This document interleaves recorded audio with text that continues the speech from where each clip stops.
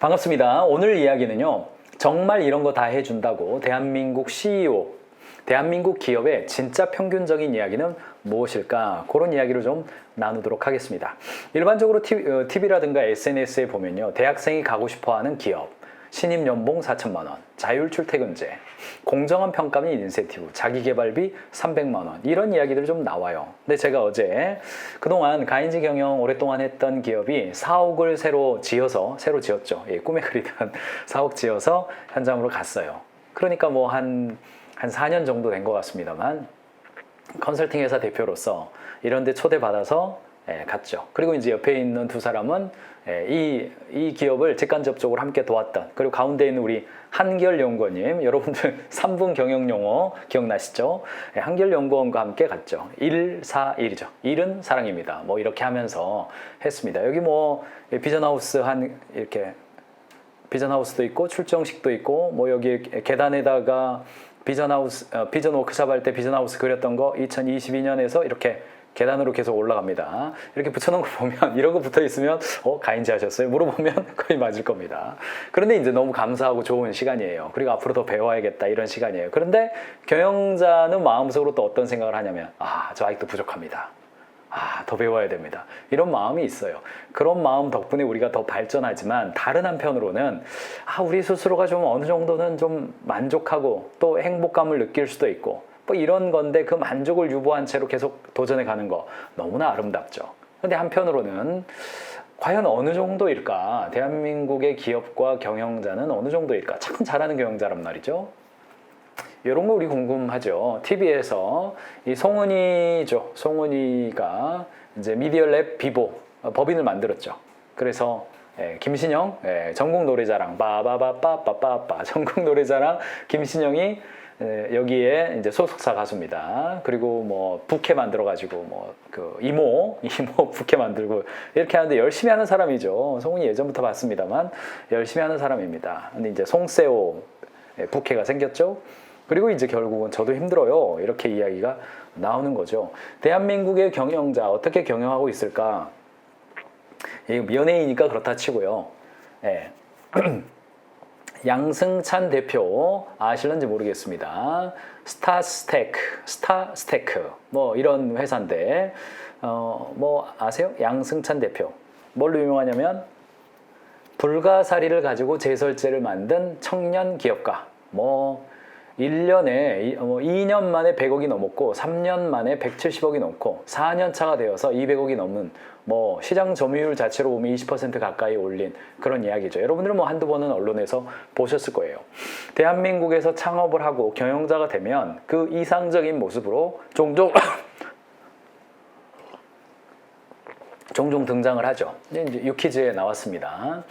근데 이제 중간에 이런 질문을 했습니다. 뭐 그러면 월급은 좀 어느 정도 됩니까? 출근은 좀 언제 합니까? 뭐 자가용은 뭡니까?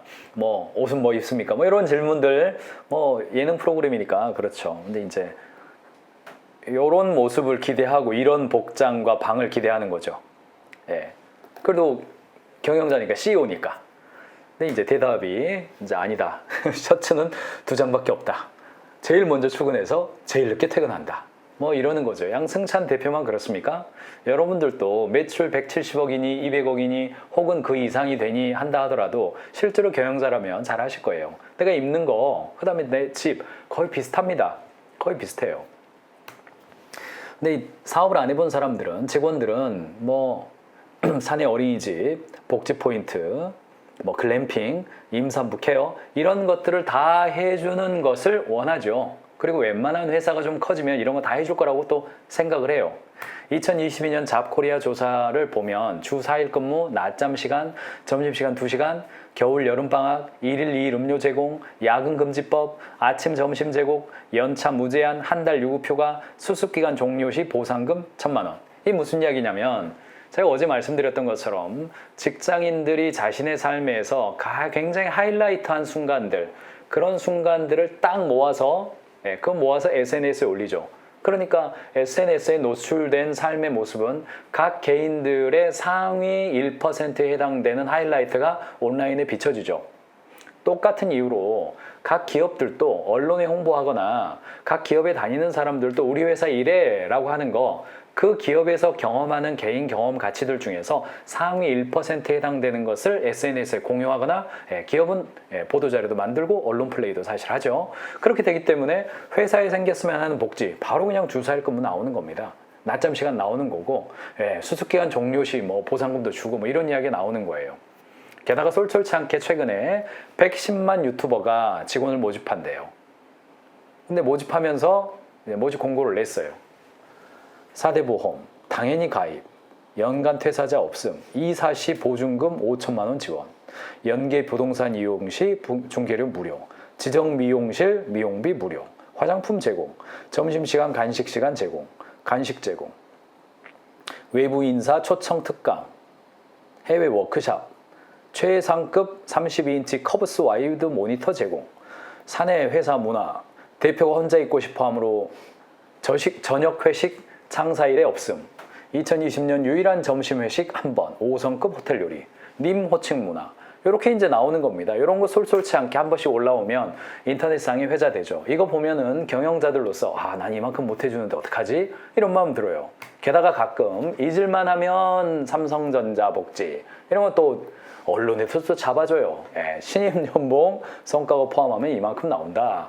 현금 복지 포인트 카드 이 정도 나온다. 대표 복지 삼시세끼 무료로 준다. 의료비 뭐 지원한다. 수도권 전역 셔틀비 무료다. 전자제품 25% 할인해준다. 새마을금고 전세제트 해준다. 기타 복지 캐리비안 베이 싸게 가야죠. 숙박시설 가야죠. 복지몰 도서비 지원해줘야죠. 경술사비 한 200만 원 줘야죠. 건강검진 배우자까지 해줘야죠. 삼성전자 복지 그만 읽겠습니다. 이런 이야기가 솔솔치 않게 신문과 뉴스와 언론에서 나온단 말이죠. 이거 안 해주면 대한민국의 모든 경영자들 나 저만큼 못 해주는데 이렇게 생각하는 것까지는 괜찮지만 그 다음에 어차피 못 해주는 거 뭐 이렇게 돼버린단 말이죠. SK의 해피 프라이데이, 주 평균 40시간 근무하면 매월 세 번째 금요일은 쉴 수 있게 만든 제도. 언론 플레이 나오죠. 구글 코리아 치과 치료비 연간 50만 원, 결혼 및 출산금 300만 원, 안경 구매비 연간 20만 원. 이런 거 이야기 나올 때마다 경영자 여러분들은 나 저만큼 못 해주는데 어떡하지? 때로는 우리 직원들은 저 기사 안 봤으면 좋겠는데 뭐 이런 생각 들죠. 게다가 아주 친절하게 우리 중앙일보님께서 1년에 한 번씩 평균 연봉 1억 클럽 발표해 줍니다. SK텔레콤, 삼성전자, SOE 쭉 나오죠. 여기에는 지금 금융권은 빠졌습니다만 민간 기업 중심으로 한 겁니다만 어쨌든 온라인상에서 매체상에 노출되는 수많은 기업들의 모습과 그 기업에 다니고 있는 직원들이 누리고 있는 것들 또는 경영자가 해주고 있는 것들의 모습은 기업에서 경험할 수 있는 상위 1% 구간의 그것도 하이라이트 이런 구간들 중심으로 노출이 된다는 겁니다. 그러면 이제 우리나라에서 기업 수가 어느 정도 되는가? 사업자 등록증 기준으로 전체 기업 수 729만. 그러니까 우리나라 통계청 데이터입니다만 통계청 데이터인데 기본적으로 700에서 800만을 왔다 갔다 합니다. 2022년 좀 늘었고요. 2023년 현재 추세는 높은 편이다. 이렇게 볼 수 있고요. 720만에서 중소기업 수가 중기업과 소기업을 합쳐서 중소기업이라고 합니다. 좀 이따가 기준 말씀드릴 거예요. 680만 개가 중소기업입니다. 대기업은 단 9,370인 거예요. 0.01% 대기업만의 직원들에게 평균 1억 연봉을 지급한다. 1억 연봉 지급하는 거 아닌 경우도 많죠. 결과적으로는요, 중소기업 수는 99.9%라는 거예요. 그런데 연봉을 좀 보면 1,000명 이상인 경우가 직접 노동 비용을 우리가 연봉이라고 통상 부르죠. 퇴직급여하고 법정 노동비용, 법정의 비용, 교육훈련비, 채용 관련비 이걸 다 합쳐서 우리는 노동비용이라고 부릅니다만 연봉만 보면 1,000명 이상인 경우가 5,481만 원이에요. 죄송합니다. 월 기준으로 548만 1,000원이에요. 500명에서 1,000명 사이가 420여만 원이고요. 300명에서 500명이 390만 원, 100명에서 300명이 380만 원. 자, 100명 이하, 여기 있죠. 여기서부터 여기. 이게 지금 가인지 컨설팅 그룹에서 늘 말씀드리는 우리나라의 99%가 해당되는 언더백 기업이다 이렇게 말씀드리는데 359만 원, 360만 원이라는 거죠. 이거 평균입니다. 어저께 말씀드렸던 중위값 아니고요. 자, 30명 이하가 350만 원이에요. 평균 그렇다는 겁니다. 전 규모를 합쳐도 452만 원 정도, 425만 원 정도 나온다는 이야기입니다. 요게 이제 평균적인 값이란 이야기죠. 비슷합니다. 중소기업 직급별 평균 연봉, 중소기업 직장인 969명을 조사해 보니까 희망연봉입니다. 희망연봉이고요. 차장을 지나면서 부장님들은 희망연봉이 내려가는 경향이 있습니다. 괜히 높이 올렸다가 잘릴 수가 있기 때문에 알아서 이렇게 좀 사정을 봐서 이렇게 상호 조율하는 측면이 있죠. 희망연봉 이렇게 쭉 올라가고 실제 연봉 올라가다가 중체되는 그런 경향이 있다는 겁니다. 그래서 사원급을 보면 3,560만 원. 이때가 제일 갭이 크죠. 이때 제일 갭이 큽니다. 그 줄었다가 거의 만족되는 시절이 이제 과장급 정도. 이때가 사실 중소기업에서 개인과 회사가 가장 이렇게 잘 만족하면서 다니고 있는 그런 구간이죠. 올라가면 또 차이가 많이 생깁니다. 전체 매출은 어떤가 봤더니 제가 숫자를 세기가 좀 어렵습니다. 원 단위고 대기업이 전체 매출에서 52.8%를 차지하고 중소기업이 전체 매출에서 42.2%를 차지한다. 우리나라 전체 매출, 전체 기업들의 매출을 볼 때 매출을 볼 때 기업 수로는 대기업이 비교할 수 없을 정도로 적지만 매출액으로 볼 때 50% 이상을 대기업이 담당해주고 있다. 이렇게 볼 수가 있겠습니다. 이걸 두고 이제 매출이 양극화다 이런 표현을 쓰신 분들도 있고 그렇게 너무 이렇게 한쪽에 치중됐다 이런 표현을 쓸 수가 있는데 그렇게 볼 수도 있겠죠. 그렇게 결과적으로는 그렇게 볼 수가 있겠는데 정말 그렇다 그러면 이 대기업들의 매출이 대기업들이 그 매출을 안 했으면 중소기업이 그 매출을 했을 텐데 뺏어가 가지고 그 매출을 했냐? 그럼 그 말이 맞죠. 근데 반대로 그 매출은 중소기업도 어차피 못할 매출인데 대기업이 경쟁력을 높여서 글로벌 시장에서 이 매출을 해오고 있다. 그러면 그거는 이제 맞는 이야기죠. 여러분들 어떻게 해석하십니까? 우리나라 대기업은 원래 중소기업이 했을 뻔한 매출을 가져가가지고 50% 이상을 차지한 겁니까? 아니면 대기업들이 글로벌 경쟁력을 높여서 어차피 중소기업도 못할 매출인데 전 세계 시장을 대상으로 해서 매출을 저 정도 확보해서 우리나라 경제 규모가 커진 겁니까? 여러분들이 판단하시기 바랍니다. 중소기업 종사자 수를 보면 기업 수와 종사자 수의 변화를 보면 2020년도 기업으로 보면 전체 기업 수가 720에 종사자 수가 2100만 명이었고 그 중에서 중소기업이 기업 수가 728만 명에 종사자 수가 1750만 명이었어요. 그러니까 기업 수는 99.9%고 81.3%예요. 종사자 수가 그렇습니다. 2019년 대비해서 조금씩 더 늘었죠. 조금씩 더 늘었습니다. 퍼센테이지로 보면 똑같습니다만 그렇게 돼요. 산업별 기업 수를 보면 규모를 보면 전체 729만 명 중에서 1인 기업이 무려 74.3%를 차지합니다. 우리나라 전체 기업 중에서 74.3% 542만 명은 1인 기업이에요. 혼자 사업을 하고 있는 거죠. 4인 이하, 5인 미만인 거죠. 근로기준법 적용 안 되는 기업까지가 18%예요. 두 개 합하면 어떻습니까? 92%, 약 93%가 근로기준법 적용 안 되는 4인 미만 사업장이라는 뜻입니다. 자, 5인에서 10인 미만까지 하면 4.4%까지 여기까지 포함됩니다. 여기까지 포함돼요. 그리고 이제 10인 이상이 1%, 30명까지가 50명까지가 약 27,000, 그리고 100명 이하까지 하면 18,000까지. 자, 100명 이상이 몇 개인지 봐보세요. 300명 이상이 3,400개 기업, 200명 이상이 2,300개 기업, 100명 이상이 7,500개 기업. 다 합쳐도 몇 개입니까? 13,000개 정도밖에 안 나온다는 이야기입니다. 그러니까 우리 회사가 일단 100명 넘었다 그러면 13,000 등 압족이 된 거예요 지금. 그러니까 당연히 우리 회사가 아직 100명이 안 된 상태다. 그러면 대부분의 경우 여기 보세요. 이제 0.0 퍼센테이지 자체도 안 나오죠. 99.9%가 100인 이하 기업이다라는 겁니다.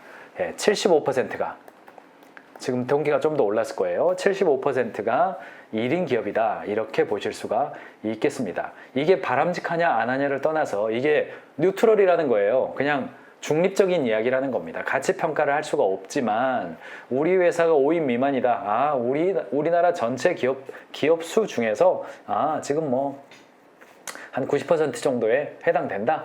10개 기업 중에서 9개 기업 이상은 이미 4인 이하 기업이다. 5인 미만 기업이다. 이렇게 볼 수가 있다는 겁니다.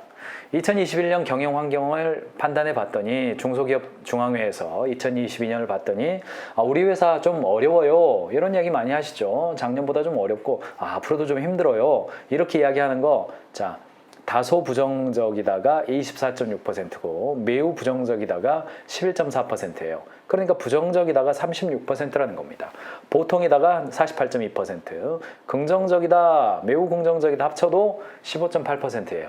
그러니까 어떤 이야기냐면 우리 회사 어려워요 이야기도 우리 회사만 그런 게 아니라 전체 통계를 조사를 해봐도 긍정적이에요. 말하는 사람은 15%밖에 16%밖에 안 된다는 이야기입니다. 보통이 절반 정도 되고 힘들어요 부정적이에요 36%라는 겁니다. 왜 그러냐 봤더니 내수 부진, 경기가 안 좋아졌다 이야기고 원자재 가격 상승, 자금 조달 곤란, 인력 수급 곤란, 최저임금 문제 때문에 주 52시간 문제 때문에 2022년이니까 이런 이야기 나왔겠죠.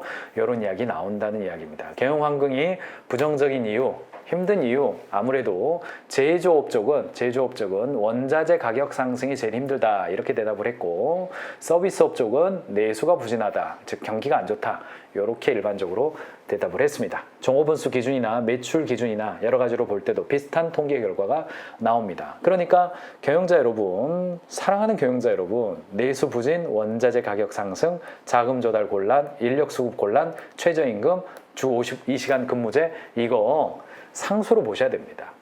이거 좋아질 때가 있었습니까? 없잖아요. 이거 상수입니다. 늘 그래요. 늘 그렇기 때문에 그런 상황에서 내가 어떻게 돌파구를 마련하고 개선해 갈 것인가 이쪽 방향을 고민하는 것이 맞다는 이야기입니다. 경제성장 기준으로 보더라도 국내 총생산은요 이렇게 힘든 상황 속에서도 꾸준히 성장하고 있습니다. 2014년부터 2021년까지 데이터입니다만 힘든 상황, 코로나 상황 2020년도에 0.8%였다가 2021년에 다시 6.7%로 성장을 했습니다. 2022년에 조사했으니까 여러분들 보실 수가 있겠죠. 전국 사업자들이 연간 창업과 폐업을 어느 정도 하느냐 통계를 좀 봤더니 국세청 통계를 봤고요. 창업한 기업하고 폐업한 기업하고가 신규 사업자와 폐업한 사업자 비교해 봐야 되겠죠. 보면 2010년부터 꾸준히 창업이 늘었어요. 지금까지도 창업이 폐업보다 좀 더 많습니다. 개업이라고 표현해야겠네요. 개업도 있으니까. 자, 폐업도 비슷하게 나오죠. 폐업은 비슷하게 나오고요. 2015년이 가장 폐업이 적었던 한 해였고요. 2020년 데이터를 보니까 신규 창업이 151만 9,284. 그러니까 역대급 제일 많습니다. 2020년도에 역대급으로 창업이 많아요. 이 창업에는요 다 뭐 눈높이 선생님, 뭐 골프장 캐디, 배달의 민족 사업자 등록증 다 포함되는 개념입니다만 기획 창업도 창업이기 때문에요 포함되는 개념입니다만 가장 많습니다. 폐업 조금 줄었습니다. 889만 5천 개 기업이 들었습니다. 2021년도 봤더니 사업자 수는요 전체적으로 보니까 사업자 수는 이게 폐업과 휴업을 포함하느냐 여부가 다릅니다만 약간씩 다릅니다만 2021년 기준으로 923만 4천이에요. 증감률은 0.7% 증가했습니다. 그리고 2022년 1월 달을 보니까 1월 달도 개업이 좀 있어요. 개업이 좀 있습니다. 그리고 이제 증감률은 아직 통계가 안 나온 상태죠. 그러니까 어떤 이야기냐면 계속해서 우리나라는 창업자가 늘어나고 있다. 그 창업이 뭐 밀려가지고 어쩔 수 없이 창업이든 아니면 정말 잘 준비해서 창업이든 어쨌든 대한민국의 경영자들은 증가하고 있습니다. 많아지고 있어요. 요 이야기 좀 해드려야 되는데 우리나라 이제 중소기업 이야기합니다만 중소기업은 중기업과 소기업을 합한 단어이죠. 그 아래에는 이제 자영업자, 소상공인 이렇게 내려갑니다. 규모에 따라서 이렇게 되는데 우리나라는 중소기업 기본법이 있어요. 사실은 이제 규모가 이렇다라는 걸 국가에서 인증받아야 되는 건데 왜냐하면 이렇게 지원 사업 때문에 어쩔 수 없습니다. 그래서 업종별로 매출액 자산 총액 등 대통령령으로 정하는 기준이 있습니다. 아무나 그냥 나 중소기업입니다. 아니에요. 정해져 있어요. 대통령령으로 정하는 구분 기준에 따라서 소기업과 중기업으로 구별해요. 중소기업, 중소기업 하지만은 실제로는요, 업종별 매출 규모가 대통령령으로 정해져 있습니다. 이게. 중기업을 먼저 보죠. 중기업은요, 보십시오. 일반적으로 여러분들이 해당되는 기업은요, 대부분 여기에 있을 거예요. 여기에요. 요 구간. 요 구간에 있을 겁니다. 요 위쪽은요, 이 위쪽은 굉장히 이제 제조가 굉장히 강한 그런 쪽이에요. 금속 제조업, 전기 장비 제조업. 이쪽은요, 평균 매출 활동. 이 평균 매출 활동은 직전 3년을 평균 내린다. 이렇게 그냥 쉽게 보시면 됩니다. 그래서 일반적으로는요, 뭐 광업, 임업, 제조업, 섬유 제조업, 목재, 그다음에 연탄, 화학물질, 고무, 금속 가공, 전자부품, 음향 장비, 그 밖에 장비 제조업, 운송 장비 제조업, 수도 건설, 도매 및 소매 여기 있죠. 24번. 도매 및 소매 이 코드 여러분 해당되시죠? 사업자 등록증 내려가면 나오잖아요. 평균 매출 활동 1,000억 이하예요. 1,000억 이하를 우리는 중기업이라고 부른다. 대략적으로 그렇게 보시면 되겠고요. 예, 저한테 문의를 주실 분 중에 한 분이 이제 서비스, 임대 서비스업 얼마냐? 예, 매출 활동 600억 이하입니다. 예, 그 다음에 숙박, 음식, 보험, 부동산, 임대업, 교육 서비스업, 요거 원가 거의 안 들어가는 곳이잖아요. 이쪽은 400억까지 내려갑니다. 그러니까 원가가 거의 없는 조직은 400억, 원가가 높은 조직은 1,500억. 그 정도 사이로 우리는 중기업이다 이렇게 이야기를 하고, 그러면 이제 그보다 낮은 데들 어떡하냐? 소기업 기준이 있어요. 소기업 기준은 뭐냐? 아까 보셨던 주로 매출, 원가가 높은 지역은 평균 매출 활동 120억이에요. 120억. 그리고 일반적으로는 80억입니다. 연간 매출 기준이에요. 그리고 교육 서비스업이나 지식 서비스업, 예, 평균 매출 활동 10억 이하. 이런 판단이 되시죠? 중소기업 이야기를 합니다만 일반적으로 유통이나 원가가 높은 영역은 120억 이하다. 그럼 소기업이에요. 소기업. 그리고 지식서비스업 많이 계실 텐데 지식서비스의 경우는 10억 이하다. 소기업이에요. 이 소기업에게 지원 혜택되는 여러 가지 것들이 있습니다. 지자체에서나 진흥원이나 이런 거 많이 있어요. 그런 거 보실 때 우리는 소기업으로 등록해야 돼요. 그거 넘고 1,500억 안 된다. 그러면 중기업으로 등록하시면 된다. 볼 수 있어요.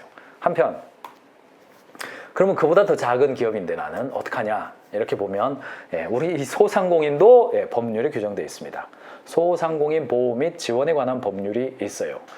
각 요건을 모두 갖춘 자를 말한다. 상시 근로자 수 10명 미만. 상시 근로자 수는 1월 달부터 12월까지 근로자들이 늘었다 줄었다 하잖아요. 그거 평균 내려서 10명이다.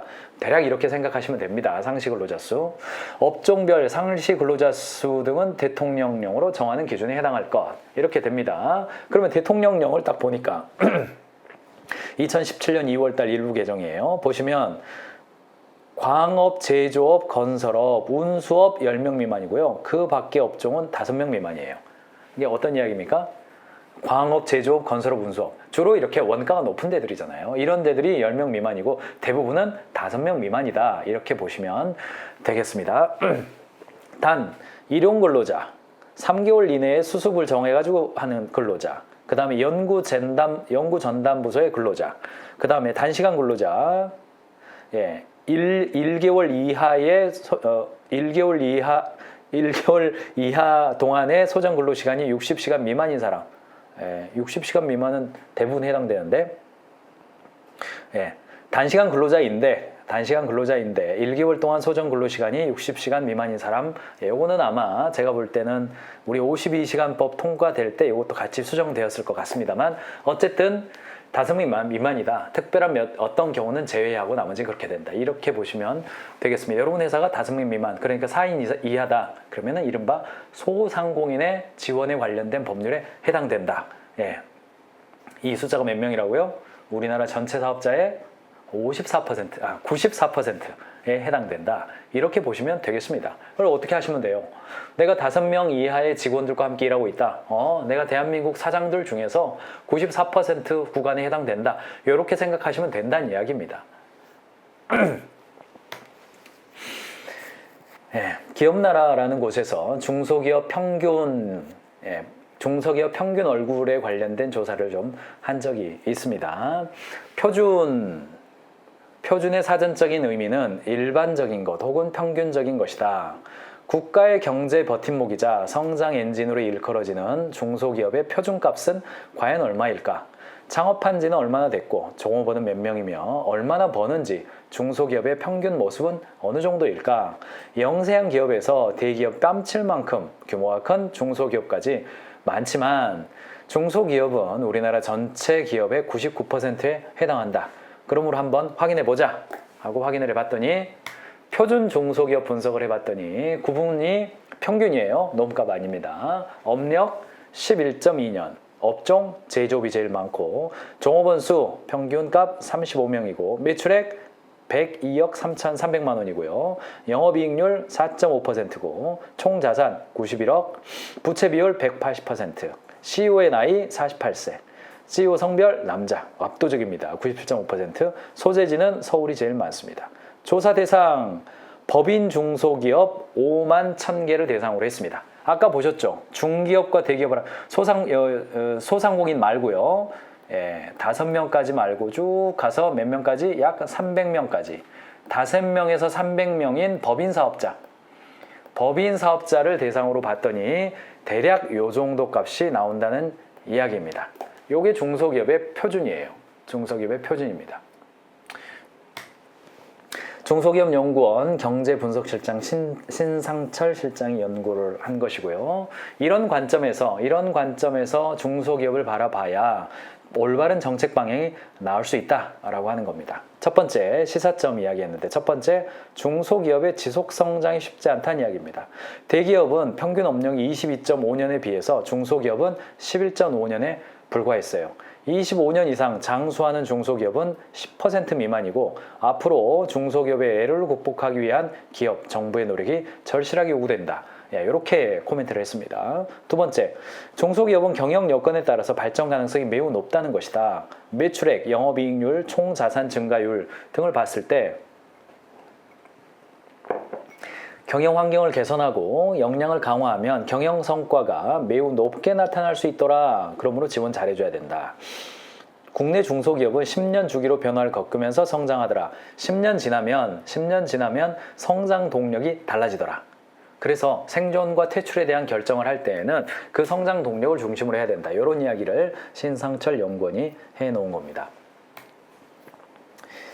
네, 다른 통계 조사를 보더라도 엠브레인 조사를 보니까 중소기업을 다니고 있는 직장인들의 좋은 직장에 대한 인식을 보니까 1,000명 정도가 대답을 했고요. 연봉도 중요하지만 연봉보다 더 중요한 뭔가가 있다고 생각하는 직장인들이에요. 그래서 연봉이 어느 정도라는 것은요. 지금 우리 기업의 연봉이 평균 얼마라는 거 지원자들이 모르질 않습니다. 자플래닛, 크레딧잡, 국민연금 정보에 들어가 보면요. 그 회사가 법인 회사인 경우에 그 회사가요. 전부 다 얼마인지 다 나와요. 59.1%가 회사를 다니는데 연봉보다 중요한 조건들이 많다. 57.3%가 조직 문화가 좋다면 연봉이 조금 적은 수준이라도 오래 다닐 거다. 52.3% 직장 동료와의 관계가 좋다면 연봉이 조금 적은 수준이라도 오래 다닐 거다. 그러니까 연봉 물론 중요합니다. 적게 주시란 말이 아니에요. 경영자는 직원들의 연봉을 보다 많이 주기 위해서 지속적으로 노력해야 된다고 저는 계속 말씀드려요. 그러나 조직 문화와 좋은 직장 동료와의 관계, 이거 너무너무나 중요하다는 이야기입니다. 연봉은 생산성과 직결되어 있지만 구성원들과의 좋은 문화와 조직 문화, 이것은요, 이게 독립변수 아닙니까? 독립변수예요. 이거는 열심히 하면 되는 거예요. 근데 매출이 좋아지고 영업이익이 올라간다는 것은 독립변수가 아니라 종속변수에 가깝습니다. 결과값으로 나타난다는 이야기죠. 그러니까 굉장히 그거는 변수가 아주 많아요. 변수가 많습니다. 그래서 양질의 복지제도, 연봉만큼이나 중요한 기준이 된다. 회사의 복지제도가 좋으면 회사로부터 인간적인 존중을 받고 있다는 생각이 들 것 같다. 82.4%. 회사로부터 충분한 대우를 받고 있다는 생각이 들 것 같다. 복지가 좋으면요. 82%. 높은 연봉이나 복지 중요하다. 77.8%. 요즘 직장인들은 복지제도 하나에도 자부심을 갖는 듯하다. 제가 왜 이 말씀을 드리냐면 경영자가 우리 회사 스스로 아직도 부족하고 모자라고 사업을 했으면 이 정도 규모의 이 정도 숫자에 이 정도 이익률까지 가야 되고 자산은 어느 정도 돼야 되는데 아직 우리가 그 정도 못 돼. 그러므로 내가 더 노력해야지 까진 괜찮아요. 그런데 그러므로 야, 복지는 무슨 복지야, 더 된 다음에 해, 이게 아니란 이야기입니다. 이게 아니란 이야기예요. 제가 조선 후기에 이 효종시대에 있었던 예속 논쟁 이야기까지 가면서 마땅히 이래야 하오나 그런 이야기 좀 내려놓읍시다 라고 직장인들에게 이야기를 했는데, 경영자 여러분들에게도 오늘 말씀드리고 싶은 핵심은요, 마땅히 사업을 했으면 이 정도까지 가야 하니 그때까지는 우리 허리띠 졸라매고 참고 견디고 버티자라고 하는 개념이 과거에는 어느 정도 조금 고진감래, 그렇죠, 그런 개념이 좀 있었어요. 선공후사, 멸사봉공, 이런 게 어느 정도는 좀 그런 시대 정신이 있었잖아요. 근데 지금은 그렇지는 않습니다. 미래의 행복을 위해서 현재의 행복을 포기하는 그런 개념이 아니라 지금도 행복하면서 미래에도 행복하고 싶단 말이죠. 그리고 그 미래를 보장해 주지도 못해요. 그러므로 우리 회사가 어느 정도 지금 성장해 가고 있다 그러면 좋은 조직 문화와 좋은 인간관계 그 자체에 신경을 써주면서, 지금도 신경을 써주면서 함께 노력하자고 하는 것이 결과적으로는 저와 여러분이 생각하는 회사의 어떤 부가가치, 회사의 생산성, 회사의 규모, 성장, 이런 것들도 결과적으로 좋아진다는 이야기예요. 돈을 더 벌면 더 잘하자 우리, 이렇게 가시기보다는 지금 현재 좋은 조직 문화와 좋은 인간관계를 만들면 돈도 더 벌 수 있다는 이야기예요. 저는 개인적으로 기독교 신앙을 가지고 있습니다만 제가 첫 월급 받는 것은요, 소위 때였어요. 저는 ROTC를 했기 때문에 군대 가서 장교 월급을 첫 번째 받은 게 제 월급이 제 기억에 몇십만 원이었던 것 같아요. 저희 상무대 있죠, 전남 장성에 가면 상무대가 있습니다. 거기서 첫 교육을 시켜주고 월급까지 주더라고요. 와, 너무 좋았어요. 교육받았는데 돈까지 주니까 너무 좋았어요. 근데 그때 저는 이제 신앙이 있기 때문에 이른바 11조, 신앙이 있다고 꼭 11조를 다 해야 되냐, 저는 거기에 동의하지는 않습니다만 전 개인적으로 제가 하기로 마음먹었기 때문에 했어요. 11조 하는데 뭐 얼마 안 되더라고요. 그런데 제 주변에 어떤 사람의 경우는 지금은 내가 먹고 살기 힘드니까 이건 내가 써야 되겠고, 미래에 내가 좀 더 다른 사람에게 나누는 일을 해야겠다.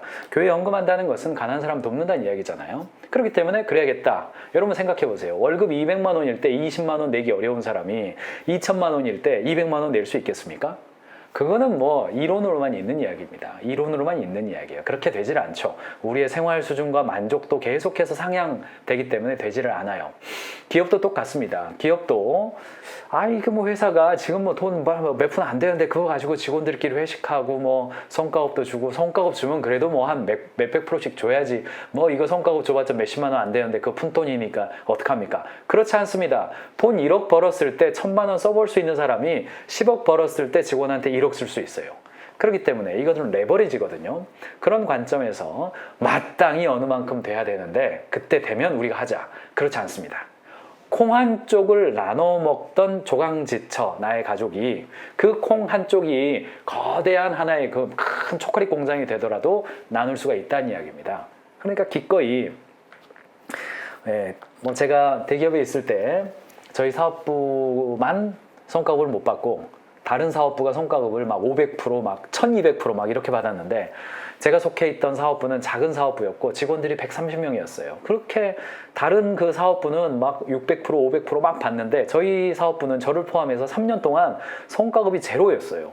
근데 똑같은 건물로 출근했거든요. 근데 저희가 4층에 있었고 막 2층, 3층 박수 소리 들리고 막 5층, 6층 막 환호성 들리고, 뭐 본부장님 누군가가 뭐 막 찐빵을 쏘고 뭐 과자 쏘고 뭐 회식을 가고 그러는 동안에 4층은 조용했습니다. 조용했어요. 매년 연말 상대적으로 더 힘들었습니다. 그런데 그 4년차 되던 해에 저희가 정말 열심히 해가지고 기준을 맞췄어요. 그래서 성과급, 제가 인사팀장이었는데 성과급 계산을 해봤어요. 그래서 얼마씩 돌아가냐 계산해 봤더니 개인당 평균, 잊어버리지도 않습니다, 34만 원. 성과급 34만 원을 줄 수가 있겠더라고요. 평균적으로. 그래서 이제 조금씩 조정을 해서 좀 많은 사람은 좀 더 주고 한 10만 원이나 더 주고, 신입사원으로 들어왔고 뭐 조금 그런 사람은 좀 20여만 원. 그래서 그거를요, 저희 본부장님이랑 이거 어떡할까요? 이러면서 이거 제가 은행 가서 깨끗한 신권으로 제가 이거 받아오겠습니다. 그래가지고 은행 가가지고 당시에 신촌 로타리 앞에 조흥은행이 있었는데 거기 가서 제가 진짜 막 정말 눈물의 그 이 돈을 세가지고 가지고 와서 쟁반에다가 흰 봉투에다가 쟁반에다가 누구는 30만 원, 35만 원, 38만 원, 20몇만 원, 누구는 또 40만 원 이렇게 쫙 해서 이름까지 제가 글씨를 잘 못 써서 엑셀로 다 출력해가지고 그 풀로 붙여가지고 그거 증정식 했습니다. 제가 이거 들고서 있었어요. 그건 제가 들고 있어야겠더라고요. 그리고 본부장님이 그거를 탁 증정하고 박수치고 30만 원, 평균 34만 원 그거 주면서 너무 행복했어요. 그리고 그 다음 해에 더 열심히 했습니다. 그래서 평균 300%, 400%, 요 정도 우리가 지급을 했거든요. 어떤 이야기냐면 정말 그 작은 돈, 작은 어떤 가능성, 누구 어디 가서 선물 좀 받아올 수도 있죠. 어디 가서 사은품 받을 수도 있고, 경영자 어디 가서 뭐 판촉물 혹은 굿즈 이를 받을 수 있어요. 그 작은 것을 서로 이렇게 존중해 주는 거잖아요. 그 뭐 작은 거 하나. 그렇게 서로 간에 나눌 수 있고 지금 현재 미래에 어떻게 되어진가를 넘어서 지금 할 수 있는 사람은 나중에 그 돈이 1000억 되고 1조 됐을 때도 직원들한테 몇백억 쓸 수 있습니다. 그거 아깝지가 않아요. 왜? 늘 그래왔으니까. 근데 안 하다가 하면요. 레버리지가 같이 비용도 올라가기 때문에 공간 안 생깁니다. 취준생 74.2% 첫 직장 중소기업 괜찮다. 이렇게 이야기를 했습니다. 중소기업 취향 의향이 있는 이유가 대기업보다 알찬 중소기업도 많으니까, 기업 규모 중하지 않으니까, 다양한 커리어를 쌓기에 유리하니까, 향후 대기업으로 이직도 가능하니까, 업무 성취감 더 크니까. 아유 똑똑하잖아요. 취준생들 똑똑합니다. 잡코리아 조사입니다. 다 알아요. 다 압니다. 직원들이 연봉만 보는 것이 아닌 경영자는 돈 위에 다른 것을 볼 수 있게 해주어야 한다. 일하기 좋은 직장의 특징, Good Workplace, Great Workplace 이야기를 하죠. GWP 운동이고요. Pride, Fun, 그리고 Trust 3대 요소로 GWP 평가 기준도 있죠. 가인지 경영에서는 그것을 사명과 비전과 핵심 가치 이렇게 이야기를 합니다. 사명을 통해서 자부심을 느끼게 해주고 비전을 통해서 즐거움을 느끼게 해주고 핵심 가치를 통해서 신뢰를 갖게 해주는 거예요. 우리는 어떤 믿음이 있는 거죠. 그걸 바꿔서 말하면 가인지 경영이라고 부르잖아요. 가치 경영, 고객 가치를 목적으로 하는 것이죠. 인재 경영, 사람을 성장시켜서 그와 함께하는 것이죠. 지식 경영, 지식으로 성과를 내는 거죠. 가치 경영의 특징은요. 회사의 비전과 사명과 스피릿이 분명해요. 사회와 이웃에게 공헌한다는 자부심이 있어요. 잘 안 보입니다만 구성원끼리 신뢰가 있습니다. 인재 경영의 특징은 돈보다는 사람을 키우는 것을 중요하게 여겨요. 재능과 강점을 중요하게 합니다. 제자가 양성돼요. 제자가 양성된다는 것은 실력과 태도가 전수된다는 뜻입니다. 지식경영의 특징, 운이나 속임수가 아닌 지식을 발견해서 성과를 내요. 성과 피드백이 명확해요. 고객을 중심으로 일합니다. 이것을 가인지 첫 글자를 따서 심지어 저는 그걸 가인지 경영이라고 부르고 회사 이름도 가인지 캠퍼스라고 부릅니다. 저희를 부르는 호칭도 가인지 컨설팅 그룹이라고 하죠. 이 세 가지 관점을 분명히 하면 기업 수가 5명이냐 10명이냐 혹은 뭐 1000명이냐 그렇게 중요하지 않다는 이야기예요. 자료를 통해서 실어놨습니다. 가치 경영의 특징이고요. 인재 경영의 특징도 있고 지식 경영의 특징도 있습니다. 참고하시길 바라고요. 가인지 경영의 메뉴판도 52개 메뉴판으로 만들어서 이런 가인지 경영을 조직이 작았을 때부터 실천할 수 있도록 보급하는 것이 가인지 컨설팅 팀의 미션이죠. 그래서 저희 컨설턴트가 여러분 현장에 가서 일주일에 한 번이든 일주일에 2번이든 2주일에 한 번이든 한 달에 한 번이든 저희 30여 명의 컨설턴트들이 지금도 현장을 아주 즐겁게 움직이고 있어요. 그렇게 실천할 수 있는 거죠. 조직의 규모를 키우려고 하지 말고 우리 조직 자체가 강한 조직이 되자, 우리 조직 자체가 경쟁력 있는 조직이 되자, 우리 조직 자체가 가치로운 조직이 되자라고 하는 것이 가인지 경영의 철학이죠. 드라마 옥시남정기라고 있었습니다. 직원들이 행복하게 근무할 수 있는 회사, 행복에는 연봉이나 인센티브가 포함되겠지만 돈이 전부는 아닐 겁니다. 내가 이 일을 하고 있다는 자부심, 내가 이 일을 해냈다는 뿌듯함, 그리고 그것을 인정받았다는 기쁨, 그것을 함께 할 수 있는 동료가 있다는 것. 그래서 어떤 힘든 상황이 닥쳐도 그 일을 해낼 수 있는 것이라는 자신감이 쌓여져 가는 것. 그것이 행복 아니겠습니까? JTBC 드라마 옥시남정기에 나온 이야기죠. 그러니까 조금만 이런 고민을 해본 분들은 그렇지 내가 give and take 이거 해줄게 너는 이거 해줘 월급 얼마 줄게 너 이만큼 해줘 야 이만큼 더 하면 월급 더 줄게 이런 어떤 거래적 관계를 좀 뛰어넘어서 가치를 분명히 하고 가치를 분명히 하고 거기에 맞는 사람들이 모이고 가치를 공유하는 사람들이 모이면 그 사람들이 현재의 문제를 해결해 가는 것, 이게 가인지 경영의 원리이고, 제가 제 인생을 바쳐서 경영은 사랑입니다, 비즈니스는 사랑입니다, 이렇게 현장을 이야기하고 해외를 다니면서 이야기하고 그런 삶을 사는 것이 제 인생의 가장 큰 뿌듯함이고 행복감이에요. 그리고 그것을 함께 할 사람들을 모이세요 해서 함께 구성하는 동료들이 지금 저 옆쪽에 화면에 안 보입니다만 나오는 직원 동료들인 거고, 그것에 동의하고 공유하시는 분들이 가인지 경영을 함께하고 계시는 분들이고, 그런 분들이 때로는 어제 갔던 그처럼 회사가 성장을 해서 뭐 상장 준비까지 하고 해외 진출도 준비하고 이런 것도 있어요. 또 어떤 것은 매출이 안 늘고 막 3년째 5년째 거의 비슷하게 가는 조직이 있어요. 그렇다면 이 두 개의 조직이 어디가 더 행복하다고 말할 수 있습니까? 그렇지 않다는 겁니다. 행복은 어디에 있냐? 자부심, 뿌듯함, 기쁨, 동료, 자신감, 여기에 있다는 이야기예요. 상장해서 돈이 많이 들어와가지고 그때부터 고민이 시작된 가인지 경영자도 수없이 많습니다. 유튜브 가인지 오픈해드린 거 알려드리겠습니다. 조직가치 세우기 이거 오픈해드렸잖아요. 성장 MBA 때 했던 거죠. 참고하시고, 가인지 경영이란 무엇인가? 무려 6년이나 됐네요. 6년 전 저의 날씬한 모습 구경하고 싶으신 분은 여기 가서 보시기 바랍니다. 가인지 캠퍼스에 자료까지 같이 있잖아요. 클립 목록, 파일 목록, 추천 영상이 있습니다. 가인지 캠퍼스, 언더백 경영 시스템, 가인지 경영 에센스. 요것도 지금 한 3년 된 것 같습니다. 3년 전 맞네요. 이렇게 보시길 바라겠습니다. 오늘은 그동안 저희가 준비한 이 클래스가 다음 주 월요일에 오픈된다는 거 알려드려야겠습니다. 오늘 금요일이니까요. 저희가 몇 달 동안 가인지 캠퍼스 회원분들을 위해서, 또는 가인지 캠퍼스를 새로 가입하시는 분들을 위해서 5명의 경영 1타 강사를 모셨습니다. 세무의 이성현 세무사님, 회계의 진서희 회계사님, 법률의 오지연 변호사님, 노무의 이승주 노무사님, 지식재산관리의 유성원 변리사님, 이 5분은요, 우리나라에서 이 영역에서 아주 콘텐츠를 가지고 1타 강사로 활동하고 계신 분들입니다. 이 5분을 저희가 지난 3개월 동안 정말 이렇게 MD들이 열심히 섭외를 해서 모셨습니다. 그리고 클래스를 찍었고요. 경영의 금이 간 5대 이슈 깨지기 전에 알고 맡기자 5개의 패키지를 드디어 다음 주 월요일 8월 14일에 경영 1타 강사 오픈합니다. 사랑하는 경영자 여러분, 경영자로 성장하기 위해서는 경영자의 지식이 굉장히 중요합니다. 기업 서비스에서 5대 핵심 과제를 저희가 선정했고, 그 과제에 1타 강사를 모셔서 이날 클래스로 한꺼번에 오픈합니다. 여러분들, 경영자 여러분들, 그리고 리더분들 꼭 공부하실 수 있도록 놓치지 마시고 시청하시기를 바랍니다. 이번 주에 여름휴가 맞이 베스트 자료 무료 공개해드리고 있습니다. 8월 1일부터 오늘 8월 4일까지 무료 공개해드리고 있으니까 들어와서 보시고요. 오늘은 특별히 주간 피드백 양식 오픈해드리고 있으니까 보시기를 바랍니다. 자료 다운로드 방법은 오른쪽 파일 목록 탭을 클릭한 이후에 전체 다운로드 하시면 보실 수가 있습니다.